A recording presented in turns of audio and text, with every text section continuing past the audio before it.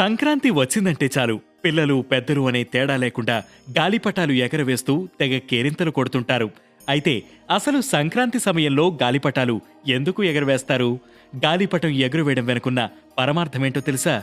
ఇప్పుడు చూద్దాం.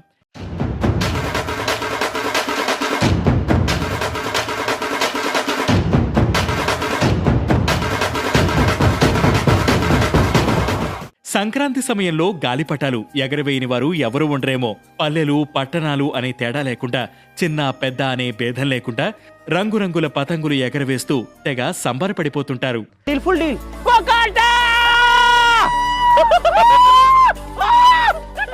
ప్రతి మనిషికి ఆత్మ నిగ్రహం అవసరం. అది లేకపోతే జీవితంలో ఎన్నో సమస్యలు ఎదుర్కోవలసి వస్తుంది. సన్నని దారంతో ఆకాశంలో ఎగిరే గాలిపటాన్ని అదుపులో పెట్టగలిగినట్టు మనల్ని మనం అదుపులో పెట్టుకోవాలని సూచిస్తుంది గాలిపటం.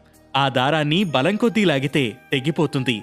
వదలకుండా పట్టుకుంటే గాలిపటం ఎగరదు. ఆ రెండిటినీ సమన్వయం చేసుకుంటూ ఒడుపుగా దారాన్ని వదులుతూ అవసరమైనప్పుడు వెనక్కి లాగుతూ ఉంటేనే గాలిపటం ఆకాశంలో అంత ఎత్తున ఎగురుతుంది.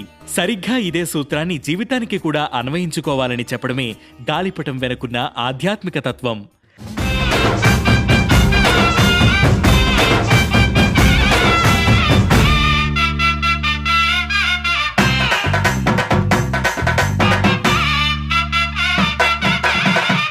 ఇక పతంగులు ఎగరవేయడం వెనుక ఎన్నో ఆరోగ్య ప్రయోజనాలు ఉన్నాయి. గాలిపటాలు ఎగరవేసేటప్పుడు ఎక్కువ సమయం ఎండలో గడుపుతాం.